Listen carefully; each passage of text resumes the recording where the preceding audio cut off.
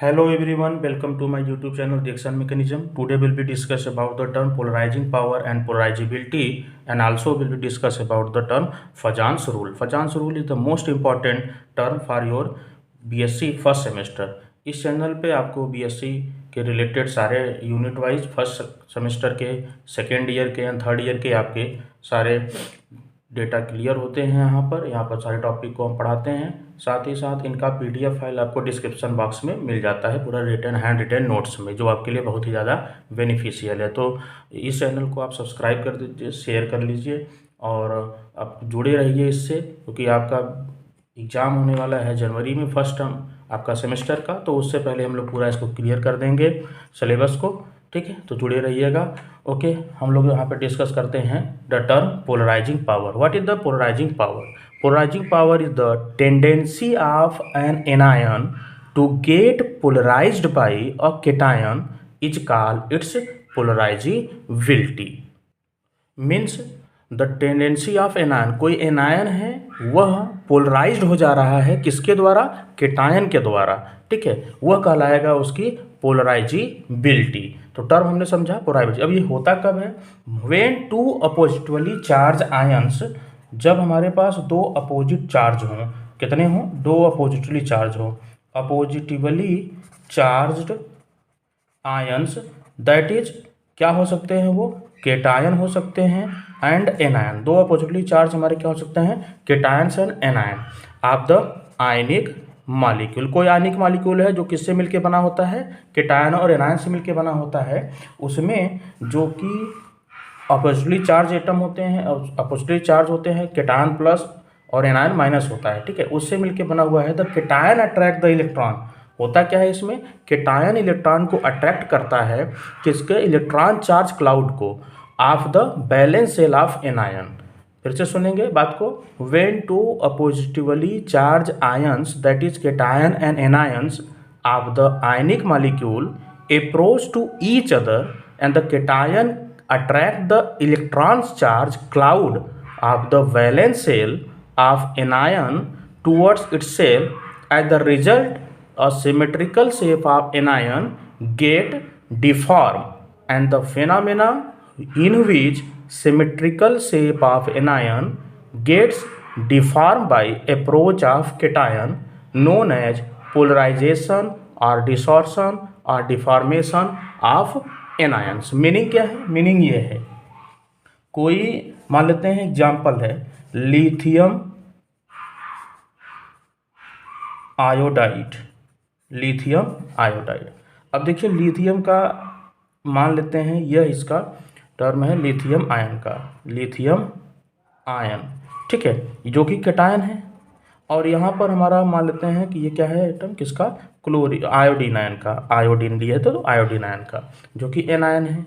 अब देखिए lithium ion और आयोडीन आयन से मिलके मॉलिक्यूल बना है, मतलब आयनिक कंपाउंड है। लेकिन कह रहा है कि when a cation, cation means lithium ion, is polarise to, किसको पोलराइज कर रहा है? किसको? एनायन को, ठीक है। इसको पोलराइज करेगा। तो ये मान लो टर्म किसका था? ये मान लेते हैं हमारा सिमेट्रिकल जब था, ये सिमेट्रिकल। और जब ये पोलराइज हो गया तो ये क्या हो जाएगा? यहाँ पर पोलराइज्ड आयन। मीन्स क्या है? केटायन की वजह से एनायन का जो सिमेट्रिकल शेप था, अब वो क्या हो गया? डिस्टॉर्टेड हो गया। मतलब अब इसका अर्थ क्या हुआ? इसका अर्थ ये हुआ कि when two oppositely charged cation and anion in ion molecule in which cation molecule या cation atom attract the electron charge cloud of valence shell of anion towards itself. As a result, symmetrical shape of anion get deformed. वो क्या हो जाएगा? symmetrical shape जो हो जाएगा वो आपका distort हो जाएगा। And the phenomena in which symmetrical shape of anion gets deformed by approach of cation known as polarization or distortion or deformation of anion, ठीक है। तो कहने का अर्थ यह है कि जब दो अपोजिटिवली चार्ज हों, केटायन और एनायन हों, उनमें कोई जो केटायन है वह अट्रैक्ट कर रहा है किसको, इलेक्ट्रॉन चार्ज क्लाउड को, किसके, एनायन को, जिसके वजह से जो सिमेट्रिकल शेप था एनायन का वह क्या हो जाए, डिस्टर्ब हो जाए। तो उस प्रोसेस को हम बोलते हैं यहाँ पर पोलराइजेशन और डिस्टॉर्सेशन। और यह जो पावर होता है, ये जो टेंडेंसी होता है, ये जो टर्म होता है, जो उसका नेचर होता है केटायन का, कि वह एनायन के इलेक्ट्रॉन क्लाउड को अपनी तरफ खींचता है, इसी को बोलते हैं हम लोग पोलराइजिबिलिटी। क्लियर है इतना? अब हम आगे बात कर लेते हैं पोलराइजिंग पावर क्या होता है। पोलराइजिंग पावर ये होता है कि the ability of a cation to polarise an anion is called polarising power. ये जो आपका केटायन था उसने एनायन को पोलराइज कर दिया, इस एबिलिटी को हम बोलते हैं पोलराइजिंग पावर। क्या बोलते हैं? Polarising power. ठीक है, तो वह जो एबिलिटी है जिसकी वजह से केटायन एनायन को अपनी तरफ के इलेक्ट्रॉन क्लाउड को अपनी तरफ खींचता है, उसको हम बोलते हैं क्या, पोलराइजिंग पावर। और यह जो टेंडेंसी होता है उसको हम बोलते हैं पोलराइजिबिलिटी। और जिसके वजह से जो कि सिमेट्रिकल जो शेप था किसका, एनायन का, वह डिस्टॉर्ट हो जाए, उसको हम बोलेंगे पोलराइजेशन। क्लियर हुआ इतना? अब हम बात कर लेते हैं factor affecting polarising power of cation and anion. What type of factor which is affect the cation और एनायन। केटायन और एनायन का क्या क्या टर्म है जिसकी वजह से पोलराइजिंग पावर इफेक्ट हो सकता है, उसके बारे में हम यहाँ पर बात कर लेते हैं। ठीक है, तो पहला हम मान लेते हैं क्या, कि factor affecting polarising power of cation की क्या क्या टर्म कंडीशन होने चाहिए जैसे कि उसकी पोलराइजिंग पावर को इफेक्ट करे। पहला है magnitude of positive ion, magnitude of positive charge on cation. अब इसका अर्थ क्या है? इसका अर्थ ये है कि कह रहा होता क्या है कि higher is the positive charge on cation more is the polarising power. Word आप याद रखेंगे खाली, ये क्या है, higher is the positive charge, more is polarising power. जिसके ऊपर जितना ज़्यादा पॉजिटिव चार्ज होगा वो उतना ज़्यादा पोलराइजिंग पावर रखेगा। एग्जाम्पल में देख लेते हैं, Na+, Mg+2+ और एल्युमिनियम पे 3+। तो सबसे ज़्यादा पोलराइजिंग पावर किसका होगा? एल्युमिनियम का। क्लियर समझ में आया बात यहाँ पर, कि किसी भी केटायन में अगर अलग अलग केटायन हैं उनमें जिस ऊपर जितना ज़्यादा पॉजिटिव चार्ज आएगा वो उतना ज़्यादा ही उसकी एबिलिटी होगी पोलराइजिंग पावर का। क्लियर हुआ? एग्जाम्पल और लेते हैं, जैसे SnCl2 है और SnCl4 है। यहाँ पर आप देख सकते हैं SnCl2 में Sn के ऊपर कितने चार्ज आ जाएंगे? 2+ आ जाएंगे। इस SnCl4 में कितना जाएंगे? 4 आ जाएंगे, 4+ आ जाएंगे। तो इसका अर्थ क्या हुआ? Sn4+ have higher polarising power in comparison to SnCl2+ वाले में। क्लियर हुआ इतना? तो पहला हमारा किस पे हो सकता है? चार्ज। जितना ज़्यादा केटायन का चार्ज होगा उतना ज़्यादा ही उसका पोलराइजिंग पावर होगा। ओके, अब नेक्स्ट बात कर लेते हैं साइज ऑफ केटायन।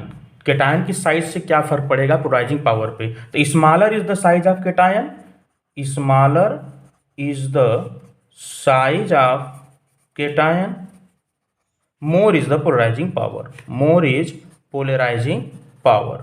ठीक है, जितना छोटा एटम का साइज रहेगा उतना ज़्यादा ही, केटायन का बात हो रहा है यहाँ पर, केटायन का जितना छोटा साइज होगा उतना ज़्यादा ही पोलराइजिंग पावर होगा।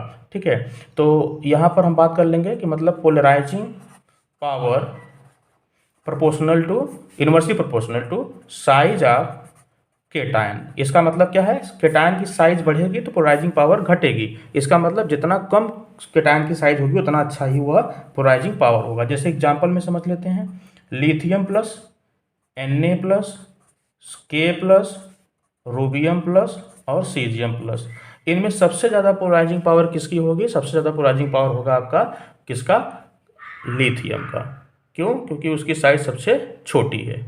और एक टर्म समझ सकते हैं यहाँ पर, जो पोलराइजिंग पावर होता है केटायन का वो प्रोपोर्शनल होता है positive charge on cation upon size of the cation. यहाँ से आप एक टर्म ये समझते हैं। नेक्स्ट क्या हो सकता है? नेक्स्ट हो सकता है हमारा इलेक्ट्रॉनिक कॉन्फ़िगरेशन। ये भी इंपॉर्टेंट है आपका, इलेक्ट्रॉनिक कॉन्फ़िगरेशन ऑफ केटायन का क्या कहता है, कह रहा है कि if two cation have the same size and charge then a cation with noble gas electronic configuration will have more polarising power. अगर दो केटायन हैं और दोनों का साइज और चार्ज दोनों सेम हैं तो उनमें हम फोकस करेंगे किस बात पे, इलेक्ट्रॉनिक कॉन्फ़िगरेशन पे। जिसका ज़्यादा नोबल इलेक्ट्रॉनिक कॉन्फ़िगरेशन होगा वो ज़्यादा ही पोलराइजिंग पावर रखेगा। जैसे समझ लेते हैं, तो यहाँ पर मैं समझिए क्या भाई कि दो केटायन हो जिनका साइज और चार्ज सेम हो तो उसमें उनके इलेक्ट्रॉनिक कॉन्फ़िगरेशन पे बात करेंगे। जिसका जितना ज़्यादा नोबल इलेक्ट्रॉनिक कॉन्फ़िगरेशन होगा उतना ज़्यादा ही वो अच्छा पोलराइजिंग पावर होगा। एग्जांपल से समझते हैं, यहाँ पर हमने लिया Cu फर्स्ट, ठीक है, यहाँ पर फर्स्ट ऑक्सीडेशन स्टेट में है, ठीक है, जिसका हम लोग रेडियाई जानते हैं 0.96 एंगस्ट्रॉम होता है, और साथ ही हम ले लेते हैं Na, ठीक है, प्लस, ठीक है, जो कि जिसका होता है 0.95 एंगस्ट्रॉम होता है। दोनों का लगभग रेडियाई क्या है, सेम है, दोनों का लगभग रेडियाई मान के चलते हैं सेम है, ठीक है। तो उसके टर्म में Cu का जब हम देखते हैं प्लस का 2818 आएगा, चाहे आप इससे करिए चाहे SPDF से कर लीजिए, Na प्लस हो जाएगा तो यहाँ पर 2 और 8। तो यहाँ पर कहने का अर्थ क्या है, कहने का अर्थ है कि Cu plus has more polarising power than Na plus. जबकि दोनों का देख रहे हैं इलेक्ट्रॉनिक कॉन्फ़िगरेशन आपको नोबल है, लेकिन यहाँ पे क्या है 2818, मतलब Ns की वैल्यू बढ़ती जा रही है, ठीक है। तो इसलिए ये ज़्यादा इलेक्ट्रॉनिक कॉन्फ़िगरेशन इसका हम कह सकते हैं कि ये ज़्यादा हमारा पोलराइजिंग पावर रखेगा। कौन सा, Cu प्लस। जैसे एग्जाम्पल दूसरा ले लेते हैं Hg2 प्लस। Hg2 प्लस में आप देखेंगे बैलेंस इलेक्ट्रॉनिक कॉन्फ़िगरेशन इसका होता है 5s2 5p6 एंड 5d10। और वहीं पे अगर हम ले लें Ca2 प्लस का, इसका कितना होता है 3s2 और 3p6। तो इन दोनों में कौन ज़्यादा हमारा पोलराइजिंग पावर रखेगा, इन दोनों में हम देख रहे हैं इसका ज़्यादा स्टेबल कॉन्फ़िगरेशन बन रहा है। दोनों का स्टेबल तो है लेकिन इसके टर्म में देखो n की वैल्यू इसकी बढ़ती जा रही है। तो यहाँ पर हम मान के चलेंगे दोनों की साइज़ लगभग सेम होती है, लेकिन ये क्वेश्चन आता है, कई बार आ चुका है यूनिवर्सिटी के एग्जाम में, ठीक है, कि Hg2 प्लस और Ca2 प्लस दोनों की साइज़ लगभग सेम होती है, लेकिन 8Hg2 plus has more polarising power. क्यों भैया, then Ca2 plus due to valence shell electronic configuration, electronic configuration, valence shell electronic configuration की वजह से, ठीक है। इतना क्लियर हुआ, आगे चलते हैं। अब हम बात कर लेते हैं कि factor affecting polarisation of anion, anion के वजह से क्या पोलराइजेबिलिटी के ऊपर फर्क पड़ेगा, ठीक है। अभी हमने कैटायन का देखा है एनायन। पहला है magnitude of negative charge of anion. तो यहाँ पर है कि higher is the negative charge of anion, higher is negative charge of anion more easily valence shell electron cloud attracted by cation. Cation क्या करेगा, उसको अट्रैक्ट करेगा। जितना बड़ा चार्ज होगा, ठीक है, नेगेटिव का, उतना ही ज़्यादा इलेक्ट्रॉन क्लाउड होगा उसका, और जितना ज़्यादा बड़ा इलेक्ट्रॉन क्लाउड होगा उतना ही जल्दी वह केटायन उसको अपनी तरफ खींचेगा, जिसके वजह से, ठीक है, हेंस पोलराइजेशन इज मोर, जिसकी वजह से पोलराइजेशन क्या होगा, ज़्यादा। जैसे कि इसका मतलब दैट इज पोलराइजेबिलिटी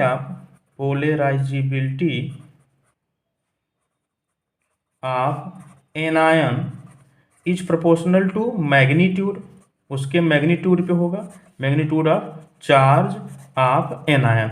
मतलब जितना ज़्यादा चार्ज होगा उतना ज़्यादा अच्छा वो हमारा पोलराइजिंग पावर रखेगा। जैसे एग्जांपल देखते हैं CH4 NH3 H2O HF। अब इसमें आपसे पूछे कि इसमें सबसे ज़्यादा पोलराइजिंग एबिलिटी किसकी है, तो देखिए मैग्नीट्यूड आप समझ सकते हैं, magnitude of charge on anion की बात कर रहे हैं। एनायन मतलब नेगेटिव वाला। जैसे में CH4 में -4 किस पे आएगा, C पे आएगा। NH3 में -3 किस पे आएगा, नाइट्रोजन पे। H2O में -2 ऑक्सीजन पे, फ्लोरीन पे -1। अब देखिए यहाँ पर पोलराइजेबिलिटी किसकी ज़्यादा होगी, पोलराइजेबिलिटी होगी सबसे ज़्यादा C4 की, C माइनस की, फिर किसकी होगी N3 माइनस की, फिर किसकी होगी O2 माइनस की, और फिर किसकी होगी फ्लोरीन माइनस की। इसका मतलब क्या हुआ कि जितना ज़्यादा नेगेटिव चार्ज की वैल्यू होगी उतना ही ज़्यादा हमारा क्या होगा, आपका पोलराइजेबिलिटी होगा एनायन के टर्म में। ओके, अब हम बात कर लेते हैं साइज ऑफ एनायन पे। किस पे? साइज ऑफ एनायन पे।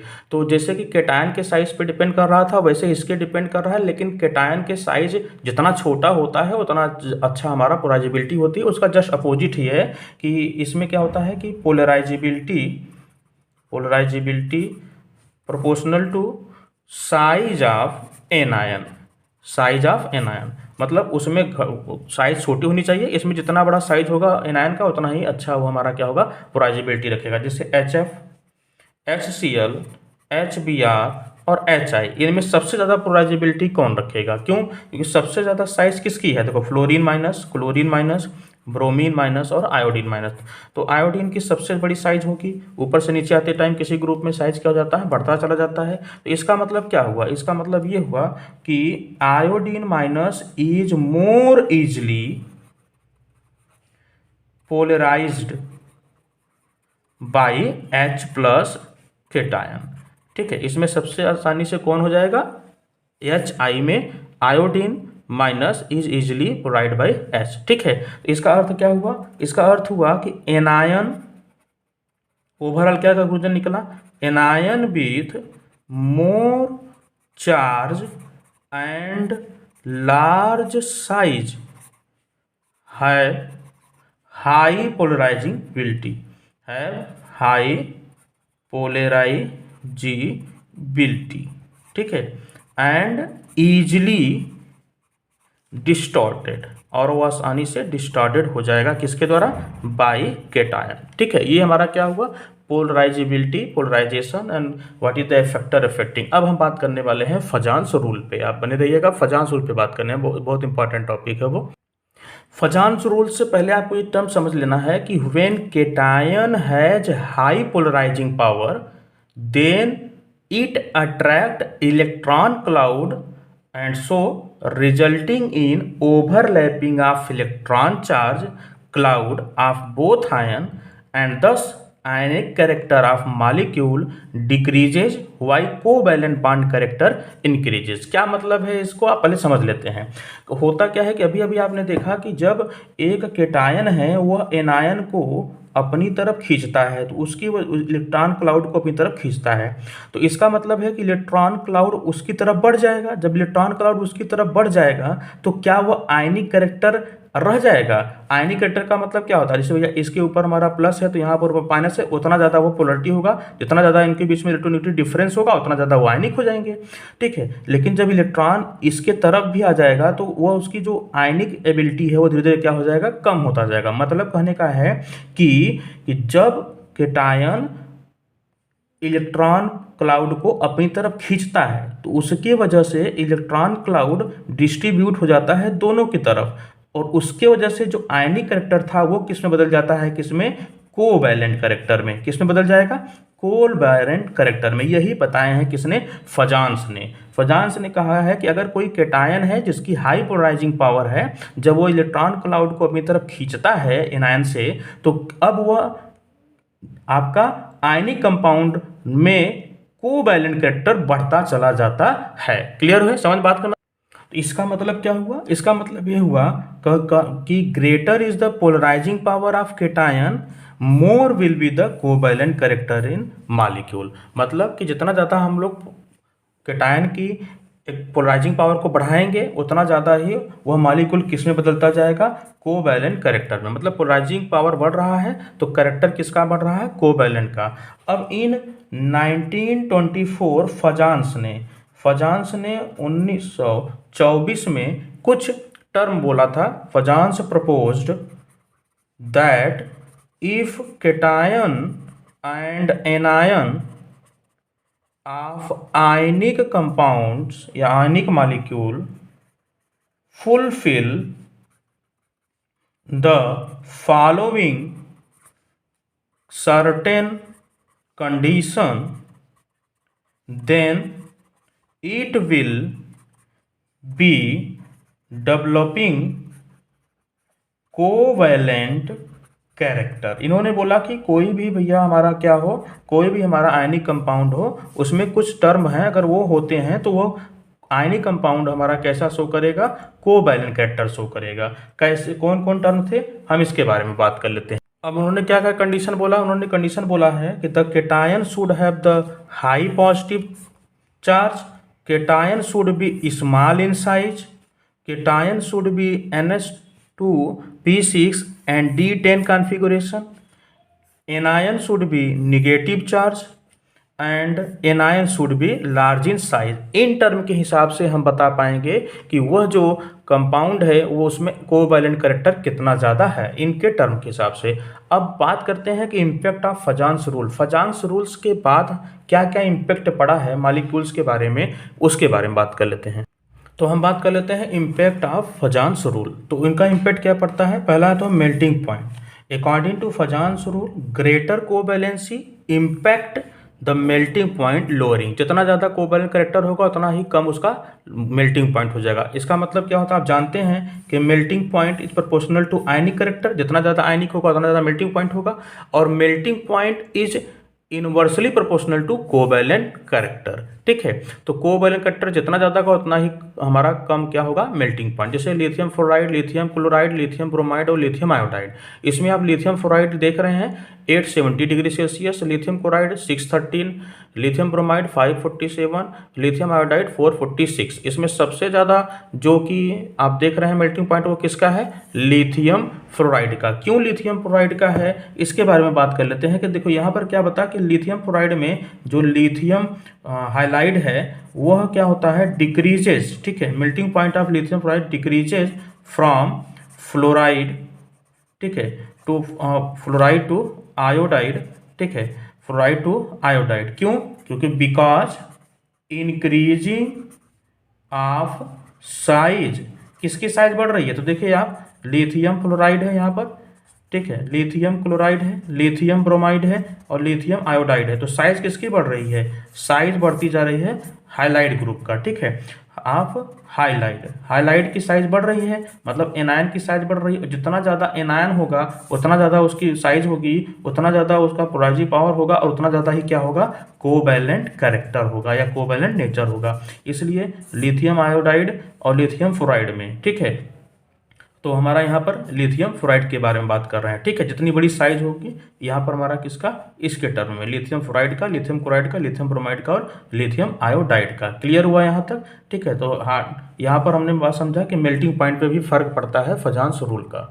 और टर्म में समझ लेते हैं यहाँ पर हार्डनेस। ठीक है, hardness of ionic compound decreases with increase in the degree of polarisation. मतलब जितना ज़्यादा कोवैलेंट कैरेक्टर बढ़ेगा उतना ही कम वह हार्ड होता जाएगा। फिर सॉल्बिलिटी की बात कर लेते हैं। Solubility of ionic compound in a polar solvent decrease with increase in covalent character, that is polarizability. Polarizability बढ़ती जाएगी उतना ही कम वो सॉल्युबल होगा, किसमें, पोलर में, जैसे वाटर में। जैसे एग्जाम्पल लेते हैं, AgF soluble in water, AgCl hot water में सॉल्युबल होता है, AgBr पार्शियली सॉल्युबल होता है और AgI इनसॉल्युबल हो जाता है। क्यों, क्योंकि अभी अभी आपने देखा कि solubility of ionic compound in polar solvent decrease with increase the covalent character, that is polarisability. तो सबसे ज़्यादा पोलराइजेबल कौन होगा, AgI होगा, इसलिए यह क्या होगा, इनसॉल्युबल होगा। ठीक है, तो यहाँ पर हमने इसका, अब हम बात कर लेते हैं थोड़ा सा एप्लीकेशन का, थोड़ा सा और। अब हम बात कर लेते हैं एप्लीकेशन। ठीक है, तो एप्लीकेशन में जैसे एग्जांपल दिया NaCl MgCl2 AlCl3। यहाँ पर आप देख रहे हैं कि हाइलाइट सेम है, बस जो केटायन है उसकी हमारा चार्ज बढ़ता जा रहा है। तो अगर ऐसे ऐसे टर्म आए तो आप ध्यान देखिएगा, यहाँ पर Na+ से ज़्यादा बड़ा कौन है, Mg2+ और फिर Al3+। मतलब पोलराइजिबिलिटी किसकी ज़्यादा होगी, एल्युमिनियम 3+ की। तो जिसकी पोलराइजिबिलिटी ज़्यादा होगी उसका कोवैलेंट कैरेक्टर ज़्यादा होगा, और जिसका कोवैलेंट कैरेक्टर ज़्यादा होगा उसका मेल्टिंग पॉइंट कम होगा। इसलिए सबसे ज़्यादा मेल्टिंग पॉइंट किसका होगा, NaCl, फिर MgCl2, फिर AlCl3 का। इसी प्रकार से अगर एक ही मेटल हो और हाइलाइड हमारा अलग अलग टर्म में हो, मतलब मेटल के चार्ज अलग अलग हो, जैसे Sn2+ आएगा यहाँ पर, Sn4+। तो Sn2+ वाला क्या कहलाएगा, आयनिक, और Sn4+ वाला कहलाएगा कोवैलेंट कैरेक्टर। अब अगर हाइलाइट सेम हो लेकिन मेटल अलग अलग हो और मेटल पे चार्ज सेम हो, उस टर्म में आप देख रहे हैं lithium chloride, NaCl, KCl, RbCl और CaCl, जिसमें लिथियम क्लोराइड क्या होगा, मोल पोलराइजिबिलिटी होगा, पावर रखेगा। क्यों, क्योंकि लिथियम की साइज क्या है, छोटी है, तो केटायन साइज जितनी छोटी होगी उतना ज़्यादा पोलराइजेबल होगा, ठीक है, और जितना ज़्यादा पोलराइजेबिलिटी होगा उतना ज़्यादा ही उसका क्या होगा, कोवैलेंट कैरेक्टर, ठीक है। इस प्रकार से क्वेश्चन पूछा जाएगा आपको, इसलिए आप इसको समझ लीजिए। जैसे BeCl2, MgCl2, CrCl2, BaCl2, यहाँ पर देख रहे हैं आपका अलग अलग मेटल हैं, ठीक है, सब पे चार समान है। तो उसके टर्म में हम यहाँ पर बात कर लेते हैं कि कौन सबसे ज़्यादा होगा। तो आप यहाँ पर देख सकते हैं BeCl2 कौन होगा, BeCl2 मोर कोवैलेंट कैरेक्टर रखेगा। अब अगर दो मेटल का कंपेरेबिलिटी आता है जैसे CuCl का और NaCl का, तो अभी अभी आपने देखा कि Cu यहाँ पर +1 ऑक्सीडेशन स्टेट में है, मतलब +1 चार्ज है इसके ऊपर, तो इसका इलेक्ट्रॉनिक कॉन्फ़िगरेशन 2,8,18, तो जिसकी वजह से ये ज़्यादा स्टेबल हो जाएगा। तो जो हमारा कोवैलेंट कैरेक्टर रखेगा और इनसॉल्युबल इन वाटर होगा, क्योंकि जो भी कोवैलेंट कैरेक्टर रखेंगे वो हमारा सॉल्युबिलिटी घटता जाएगी। और वहीं पे NaCl क्या होगा, 2,8, ठीक, कॉन्फ़िगरेशन रखेगा, इसमें Na+ और आयनिक कैरेक्टर होगा इसका, और ये क्या होगा, सॉल्युबल इन वाटर। इतना समझेंगे। और एक टर्म अभी आपको और समझ लेना है, ये भी क्वेश्चन कई बार पूछा हुआ है, कौन सा, सल्फाइड से, ठीक है, सल्फाइड्स एंड ऑक्साइड, ये पूछता है, जैसे कि M2S और M2O, इन दोनों में किसका ज़्यादा होगा। तो आप समझ सकते हैं कि हम यहाँ पर देख लेते हैं कि सल्फाइड आयन जो है वो लार्जर साइड है, कौन सा, सल्फाइड आयन जो है वो लार्जर साइड है in comparison to oxide ion के, ठीक है। तो इसका अर्थ ये हुआ कि सल्फाइड जो होगा, ठीक है, लार्जर साइज है देन ऑक्साइड, तो पोलराइजिंग पावर किसकी ज़्यादा होगी, पोलराइजिंग पावर सल्फाइड का ज़्यादा होगा, और साथ ही साथ कोवैलेंट कैरेक्टर होगा, ठीक है, और ये इनसॉल्युबल इन वाटर होगा। तो ऐसे क्वेश्चन आपके आएंगे फजांस रूल के रिलेटेड, तो आप इसको कर लेंगे। अगर आपको वीडियो अच्छा लगा है, कुछ भी हेल्प मिला है आपका, तो प्लीज़ लाइक शेयर सब्सक्राइब कर दीजिए, और इसका PDF आपको डिस्क्रिप्शन बॉक्स में मिल जाएगा।